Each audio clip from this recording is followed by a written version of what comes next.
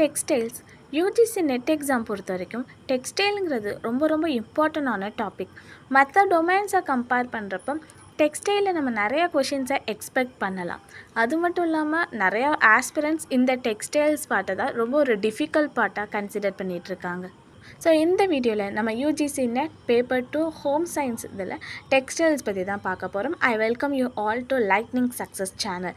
இந்த வீடியோவில் நம்ம என்னென்ன பார்க்க போகிறோம்னா டெக்ஸ்டைல்ஸ்னால் என்ன, ஃபைபர்ஸ்னால் என்ன, ஃபைபரோட டைப்ஸ், அதோட ப்ராப்பர்ட்டிஸ் அண்ட் ஒரு ரொம்ப இம்பார்ட்டண்டான ஃபைபரான காட்டன் பற்றி பார்க்க போகிறோம்.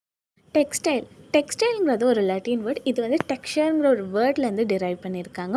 ஸோ அதுக்கு என்ன மீனிங்னா டு வீவ்னு அர்த்தம். டெக்ஸ்டைலுங்கிறது வேறு ஒன்றும் இல்லை, அது ஒரு flexible material is comprising of yarns. யார்ன்ஸ்னால் ரொம்ப பெருசெல்லாம் இல்லை, இட்ஸ் அ நெட்ஒர்க் ஆஃப் ஆர்டிஃபிஷியலாக அண்ட் நேச்சுரல் ஃபைபர்ஸ். வெதர் வந்து நேச்சுரல் ஃபைபர்லேயும் மேட் ஆகியிருக்கலாம், இல்லை ஆர்டிஃபிஷியல் ஃபைபர், இல்லாட்டி அதோட பிளெண்டட் ஃபார்ம்ஸ்லோட ஃபார்ம் ஆகியிருக்கும் யார்ன்ஸ். அதை யூஸ் பண்ணி நம்ம ரெடி பண்ணுற ஒரு ஃப்ளெக்சிபிள் மெட்டீரியல் தான் டெக்ஸ்டைல்ஸ்ன்னு நம்ம சொல்கிறோம். ஃபைபர்ஸ், டெக்ஸ்டைல்ஸ்னு ஒரு டேர்மை நம்ம கேள்விப்பட்டாலே நம்மளுக்கு ஃபைபர்ஸ் கண்டிப்பாக ஞாபகம் வரும்.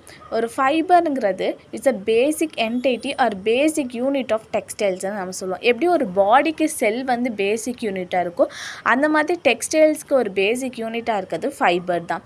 ஃபைபர் வந்து நேச்சுரல் ஃபைபர்ஸும் இருக்கும், ஆர்டிஃபிஷியல் ஃபைபர்ஸும் இருக்கும். ஆர்டிஃபிஷியல் நம்ம ஏதாவது கெமிக்கல் ட்ரீட்மெண்ட் அது மூலயமா ரெடி பண்ணுறது. அந்த கிடைச்ச ஃபைபரை நம்ம ட்விஸ்ட் பண்ணி யார்ன்ஸாக மாற்றிட்டு அதை யூஸ் பண்ணி நம்ம ஃபேப்ரிக் ப்ரொடியூஸ் பண்ணுவோம். டெக்ஸ்டைல் ஃபைபர்ஸை நம்ம நிறைய பேஸஸில் கிளாஸிஃபை பண்ணலாம். அதாவது paste on origin, paste on constituents அந்த மாதிரி. பட் நம்ம ரொம்ப காமனாக யூஸ் பண்ணுற ஒரு தியரிங்கிறது அந்த பேஸ்ட் ஆன் ஆர்ஜின் தான். ஸோ அது எப்படி என்ன ஆர்ஜினில் கிடைக்கிது அதை பொறுத்து கிளாஸிஃபை பண்ணுவோம். பேஸ்ட் ஆன் ஆர்ஜின் டெக்ஸ்டைல் ஃபைபர்ஸை நேச்சுரல் ஃபைபர்ஸ் அண்ட் ஆர்டிஃபிஷியல் ஃபைபர்ஸ்னால் கிளாஸிஃபை பண்ணுவோம். ஆர்டிஃபிஷியல் ஃபைபர்ஸை man made fibres or manufacture fibres அந்த மாதிரி சொல்லலாம்.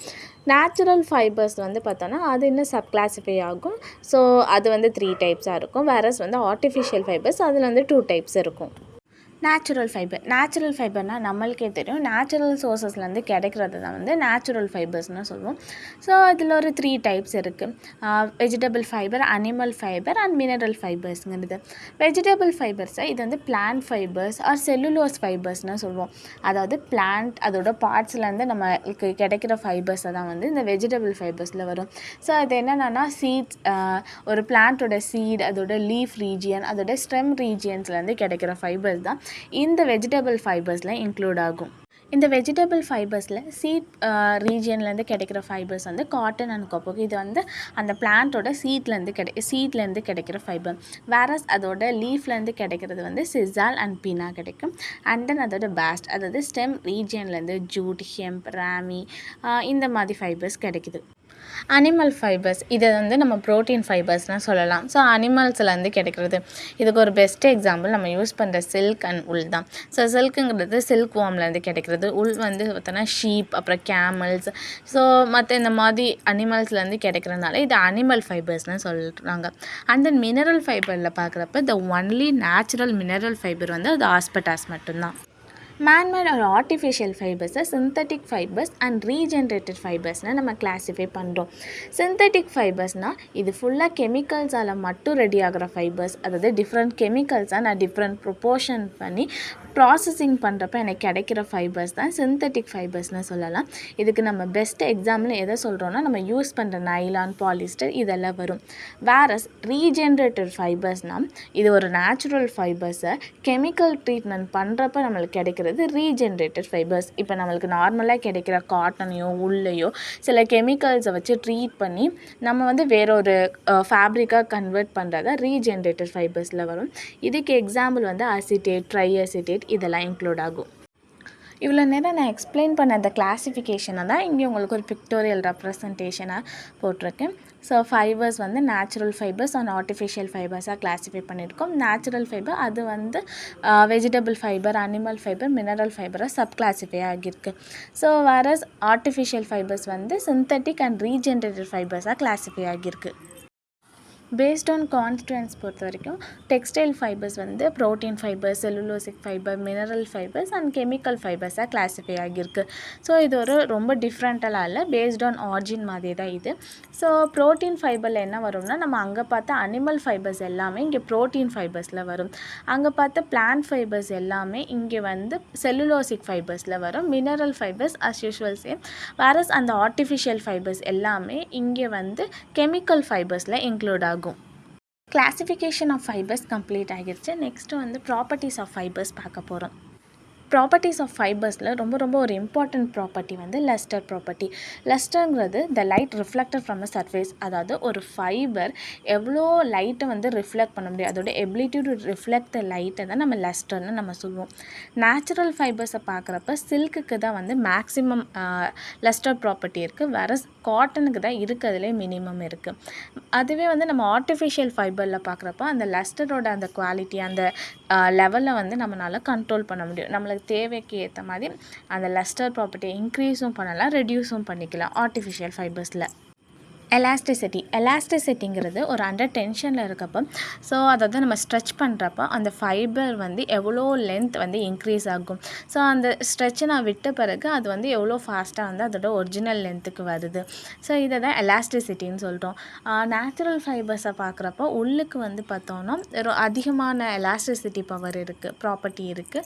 அண்ட் தென் இந்த மாதிரி எந்த ஃபேப்ரிக்கு வந்து எலாஸ்டிசிட்டி ப்ராப்பர்ட்டி வந்து நல்லா இருக்கும், அந்த ஃபேப்ரிக் தான் வந்து ரொம்ப கம்ஃபர்டபுள் ஃபேப்ரிக்காக இருக்கும். அது மட்டும் இல்லாமல் எந்த ஃபேப்ரிக் வந்து 100% எலாங்கேட் ஆகுமோ அதை எலாஸ்டோமெரிக் ஃபைபர்ஸ்னு சொல்கிறாங்க. அதுக்கு ஒரு பெஸ்ட் எக்ஸாம்பிள் ஸ்பாண்டெக்ஸ் தான். ஸ்பெசிஃபிக் கிராவிட்டிங்கிறது அது வந்து டென்சிட்டி ரிலேட்டடாக இருக்கும். அதாவது density relative to that water, அதை தான் நம்ம ஸ்பெசிஃபிக் கிராவிட்டின்னு சொல்லுவோம். இதை எப்படி கேல்குலேட் பண்ணுவாங்கன்னா, mass of the fibre divided by equal volume of water at 4 degree Celsius. இதில் வந்து பார்த்தோன்னா அந்த ஃபேப்ரிக் அந்த ஃபைபரோட டென்சிட்டியை சொல்லுவாங்க. இப்போ நைலான்லாம் பார்த்தோன்னா அதுக்கு ரொம்ப லோ டென்சிட்டி இருக்கும், வேறஸ் காட்டன் இதுக்கெல்லாம் வந்து ஹை டென்சிட்டி இருக்கும். இதை வந்து இந்த ஸ்பெசிஃபிக் கிராவிட்டி மூலியமாக தான் நம்ம வந்து ரெப்ரசன்ட் பண்ண முடியும். ஸ்ட்ரென்த்னா நம்மளுக்கே தெரியும்ல, அது எவ்வளோ ஸ்ட்ரெச், டென்ஷன் இதெல்லாம் வந்து வித்ஸ்டாண்ட் பண்ணுதோ அதை தான் நம்ம ஸ்ட்ரென்த்துன்னு ரெப்ரசன்ட் பண்ணுவோம்.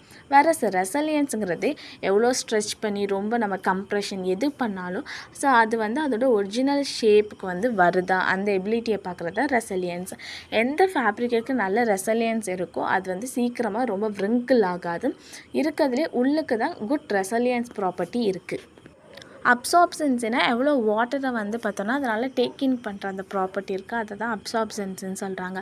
இந்த ப்ராப்பர்ட்டியை ரெப்ரசன்ட் பண்ணுறது நம்ம ஹைட்ரோஃபிலிக். அதாவது எந்த ஃபைபர்ஸோ ஃபேப்ரிக்கோ வாட்டரை வந்து குவிக்காக அப்சர்வ் பண்ணுதோ அதை ஹைட்ரோஃபிலிக் ஃபைபர்ஸ்னு சொல்கிறாங்க. வேறஸ் அதுக்கு வைஸ் வெர்சா ஹைட்ரோஃபோபிக் ஃபைபர்ஸ்னால் வாட்டரை அப்சர்வ் பண்ணாது. இதுதான் ஃப்ரெண்ட்ஸ் இதோட ஃபைபர்ஸ், அதோட கிளாசிஃபிகேஷன், டைப்ஸ், ப்ராப்பர்ட்டி இதெல்லாம் முடிஞ்சிருச்சு. நெக்ஸ்ட்டு நம்ம வந்து ரொம்ப இம்பார்ட்டண்டான டாப்பிக்கான காட்டன் பற்றி பார்க்க போகிறோம்.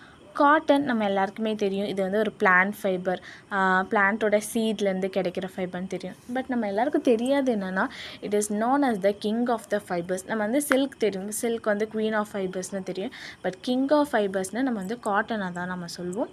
இது வந்து ஃபுல்லாக செல்லுலோசிக்கால் தான், அதாவது 90 to 94% வந்து செல்லுலோசிக்னால் ஃபார்ம் ஆகியிருக்கு ஃபைபர் வந்து காட்டன். ஸோ காட்டன் வந்து பார்த்தோன்னா வேர்ல்டு வைட் நிறையா கண்ட்ரீஸ் வந்து ப்ரொடியூஸ் பண்ணுறாங்க. அதாவது USA, ரஷ்யா, எகிப்து, சைனா, இந்தியா எவ்வளோ பேர் ப்ரொடியூஸ் பண்ணாலும் த பெஸ்ட்டு குவாலிட்டி காட்டன்றது எங்கேருந்து கிடைக்குதுன்னா எகிப்தில் தான். ஸோ எகிப்தில் தான் ஃபஸ்ட்டு காட்டன் வந்து கண்டுபிடிச்சிருக்காங்க. வேறு structure of cotton, so fibres அதோட ஸ்ட்ரக்சர் பற்றி அடிக்கடி கொஷின்ஸ் வந்திருக்கு. ஸோ அது மேட்சாக வந்திருக்கு, வேறு சூஸ் அந்த மாதிரி ஃபார்ம்ஸ்லேயும் வந்திருக்கு. ஸோ காட்டனோடது வந்து பார்த்தோன்னா longitudinal view and cross sectional view பற்றி இங்கே பார்க்க போகிறோம். லாங்கிடியூடனல் வியூவில் பார்க்குறப்போ காட்டன் எப்படி இருக்கும்னா ஒரு ரொம்ப ஃப்ளாட்டாக ட்விஸ்டட் ஒரு ரிப்பன் லைக் ஸ்ட்ரக்சரில் இருக்கும். அதில் இருக்க அந்த ஒவ்வொரு அந்த ட்விஸ்ட்டுக்குமே வந்து கன்வல்யூஷன்ஸ்னு சொல்லுவாங்க. ஒரு காட்டனில் வந்து பார்த்தோன்னா மோர் தென் 150க்கு மேலே வந்து கன்வல்யூஷன்ஸ் ப்ரெசென்ட் ஆகியிருக்கும். அதுவே கிராஸ் செக்ஷனல் வியூவில் பார்க்குறப்ப அது ஒரு பீன் ஷேப்டாக இருக்கும்.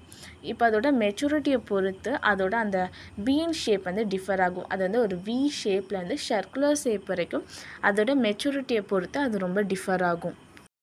ப்ராசஸிங் ஆஃப் காட்டன், ஒரு பிளான்ட்லேருந்து கிடைக்கிற அந்த காட்டன் நம்மளுக்கு எப்படி ஃபைபராக மாறுதுன்னா ஸோ அதில் வந்து நிறைய ஸ்டெப்ஸ் இன்வால்வ் ஆகும். அது என்னென்னு பார்த்தோன்னா கின்னிங் process, cleaning, carding, drawing, combing, roving and spinning. So இந்த ப்ராசஸ் மூலயமா தான் நம்மளுக்கு ஒரு சீட்லேருந்து கிடைக்கிற அந்த காட்டன் நம்மளுக்கு ஒரு காட்டன் ஃபைபராக கிடைக்கும். ஸோ அது என்னென்ன ப்ராசஸ்னால் நம்ம டீட்டெயிலாக இப்போ பார்க்கலாம்.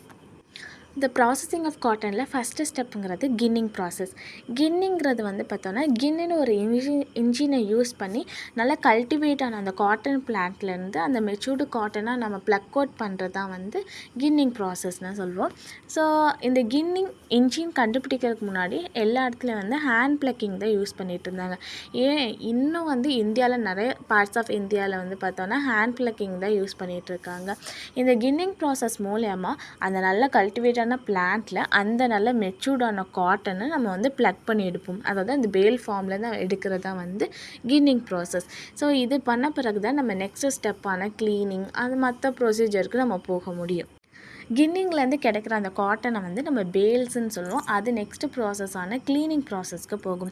ஸோ அவங்க க்ளீன் பண்ணுவாங்க. அதில் எந்த ஒரு லீஃபோ பார்க் பார்ட்ஸோ இல்லை சீடோட வேறு ஏதாவது ஃப்ராக்மெண்ட்ஸோ ஏதோ டர்ட் எதுவுமே இல்லாமல் க்ளீன் பண்ணுற ப்ராசஸ் தான் இந்த க்ளீனிங்கில் இன்வால்வ் ஆகும். இப்போ நல்லா க்ளீனான அந்த பேல் வந்து இப்போ நல்லா ஃபைபர் ஃபார்மில் இருக்கும். அதை நம்ம நெக்ஸ்ட்டு கொடுக்குறது கார்டிங் ப்ராசஸ்.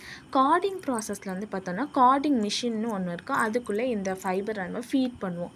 இதில் என்ன சொல்லுவாங்கன்னா இந்த கார்டிங் மிஷினை தான் heart of the spinning mill, அதாவது எல்லா காட்டன் மில்லையோட ரொம்ப ஒரு ஹார்ட்டுன்னு இந்த தான் சொல்லுவாங்க. ஏன்னா நம்மளுக்கு கிடைச்சிருக்க அந்த பேல்ஸ் அது எல்லாத்தையும் வந்து பார்த்தோன்னா ஒரு நல்ல ஒரு கண்டினியூஸ் ஒரு லூஸ் ஃபைபராக மாற்றி தருது இந்த ஸ்லிவர் தான். அதை நல்லா க்ளீன் பண்ணிட்டு நல்லா கிளியர் ஃபைபராக மாற்றி கொடுக்கும்.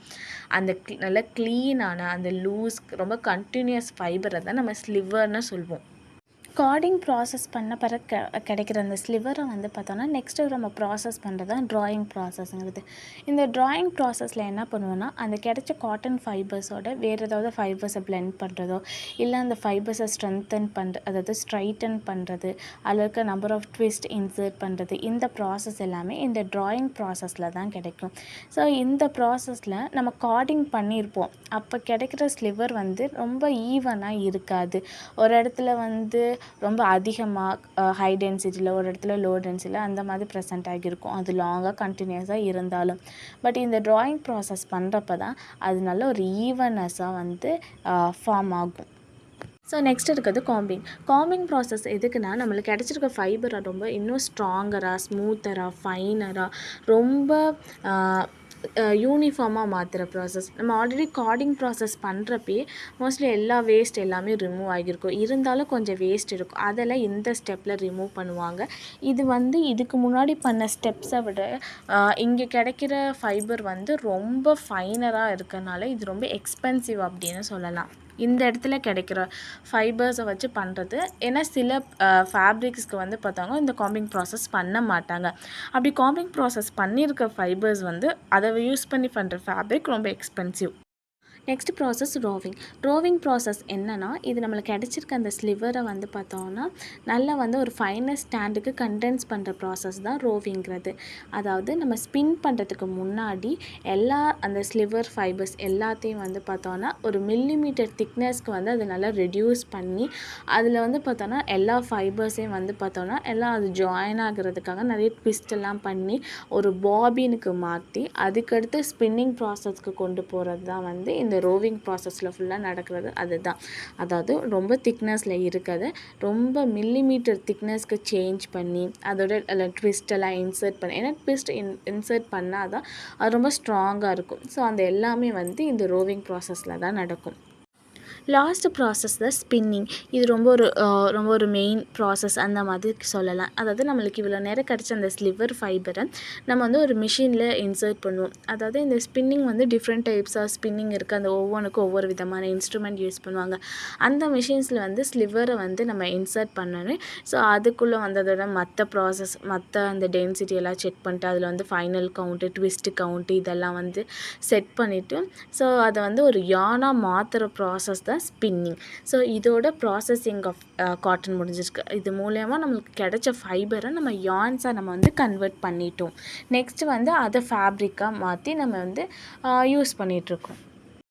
ஸோ இன்னைக்கு கிளாஸஸில் நம்ம வந்து டெக்ஸ்டைல்ஸ், ஃபைபர்ஸ், அதோட டைப்ஸ், ப்ராப்பர்ட்டிஸ், அப்புறம் வந்து காட்டனை பற்றி டீட்டெயில்டாக பார்த்துட்டோம். ஸோ நம்ம நெக்ஸ்ட் கிளாஸில் நெக்ஸ்ட்டு ஃபைபரான சில்க், உல், மற்ற மேன்மேட் ஃபைபர்ஸை பற்றி டீட்டெயிலாக பார்க்கலாம்.